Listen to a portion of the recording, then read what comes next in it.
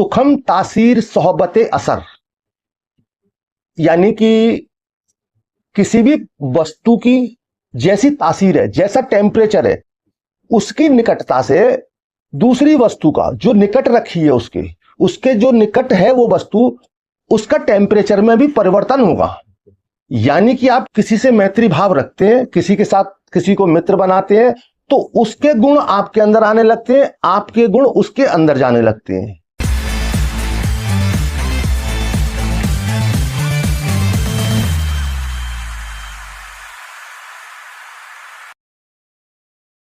मैत्री यानी कि सभी के प्रति मित्रता का भाव रखना। यहां पर 4 भाव निकाले गए हैं। पहला मैत्री, दूसरा है करुणा, यानी कि हमें अपने अंदर एक करुणा का भाव रखना चाहिए। और तीसरा है मुदिता, यानी हमें दूसरों की सफलता में खुश होना चाहिए, प्रसन्न होना चाहिए। अंतिम शब्द है उपेक्षा, यानी कि हमें अपने अंदर एक उपेक्षा का भाव रखना है। तो इन सभी शब्दों को ठीक से समझ लें। अभी तक आपने 4 शब्द सुने और सूत्र सुना।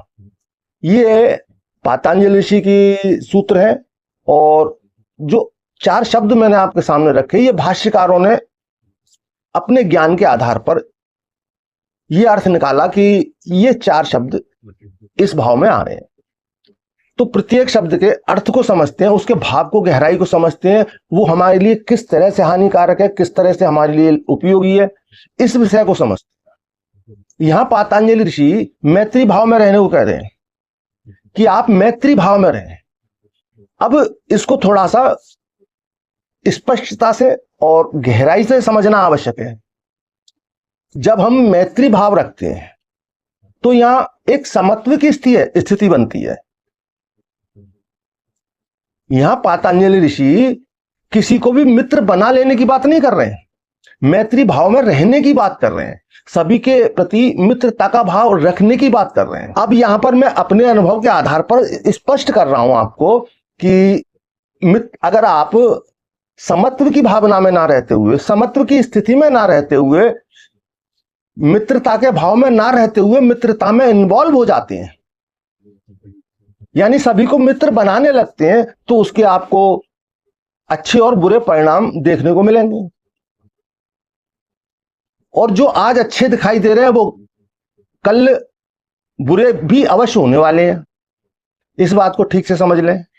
जैसे आप किसी ऐसे व्यक्ति से मित्रता करते हैं, तो आप जिस तरह के व्यक्ति से मित्रता करते हैं उसके स्वाभाविक गुण आपके अंदर आते हैं और आपके स्वाभाविक गुण उसके अंदर जाते हैं।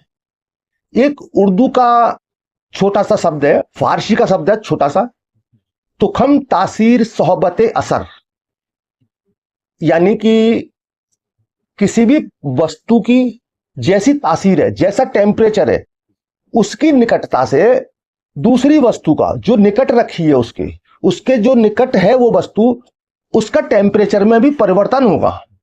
यानी कि आप किसी से मैत्री भाव रखते हैं, किसी के साथ किसी को मित्र बनाते हैं, तो उसके गुण आपके अंदर आने लगते हैं, आपके गुण उसके अंदर जाने लगते हैं। तो यहां पर इसको इस प्रकार समझ सकते हैं कि अगर एक आप गर्म लोहे को ठंडे पानी में डाल दें, गर्म लोहे को ठंडे पानी में डाल दें, तो देखेंगे कि गर्म लोहा गर्म नहीं रहता, लेकिन शीतल जल भी शीतल नहीं रहता। अब यहां पर क्या हुआ, जो लोहे में गर्माहट थी, एक अग्नि का अंश था, वो जल में उतर गया, इस कारण वो लोहा ठंडा हो गया। अब क्योंकि जल में वो गर्मी का समावेश हो जाने से जल गर्म हो गया, तो यानी कि एक दूसरे के गुण दोनों में ट्रांसफर होते हैं। तो यहां पर ये ठीक से समझ लें कि इन्वॉल्व नहीं होना है कि किसी से मित्रता ही बनाने लगे आप, हर किसी को दोस्त बनाने लगे, मित्र बनाने लगे, तो उसके नेगेटिव परिणाम भी होंगे, पॉजिटिव परिणाम भी होंगे। जैसे आपने किसी पावरफुल व्यक्ति को मित्र बना लिया, आज वो पावर में है, अब उसके साथ रहने से आप कुछ ना होते हुए भी पावर में आ जाते हैं। लोग आपको दूर से नमस्कार करना शुरू कर देते हैं, आपका सम्मान करने लगते हैं, क्योंकि आप एक ऐसे व्यक्ति के साथ रहते हैं जो कि पावरफुल है। आप नहीं है, लेकिन आपका मित्र पावरफुल है, तो इसका सम्मान आपको मिलता है। अब किसी कारण से वही मित्र किसी प्रकार के अपयश का शिकार हो जाता है, या कोई आरोप उसके ऊपर सिद्ध हो जाता है, या सामाजिक बहिष्कार का शिकार हो जाता है, किसी भी इस तरह की स्थिति में जो उसे स्थिति प्राप्त होती है, उसका कहीं ना कहीं अंश आपको भी प्रभावित करता है कि आपका मित्र ऐसा था तो आप भी ऐसे ही हैं। इसी स्थिति में बात को सिर्फ इतने से समझ लेना चाहिए, हमें अपने भाव सिर्फ इस तरह के रखनी है, ना किसी से दोस्ती, ना किसी से बैर, ना तो किसी के प्रति बहुत अधिक दोस्ती में, मित्रता में उतरना है, और ना ही किसी के बैर भाव में। जैसे आप घर से ऑफिस जाते हैं, मार्ग में आपको कुछ परिचित लोग मिलते हैं, सभी से आपकी दुआ सलाम होती है। फिर आप ऑफिस पहुंचते हैं, ऑफिस में आपके जो सहयोगी हैं उनसे आपकी हाय हेलो होती है। तो अब ये हाय हेलो एक शिष्टाचारिक मित्रता है, तो ये एक मित्रता का भाव है। यहां अब आप किसी के मित्र नहीं है, लेकिन सभी के प्रति आपका भाव एक बहुत प्रेम पूर्वक है, मैत्री पूर्वक है। यानी कि सिर्फ भाव में रहना आपको, यानी कि यहां पर आपको भाव की स्थिति को समझना है, ना कि मित्रता में इन्वॉल्व हो जाना है।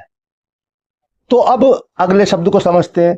अब अगले शब्द में पतंजलि ऋषि करुणा के विषय में कह रहे हैं।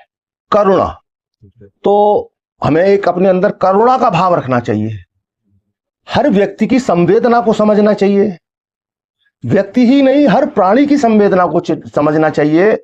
जो भी जीव जगत में, सभी के प्रति हमें संवेदनशील होना चाहिए, करुणामयी होना चाहिए।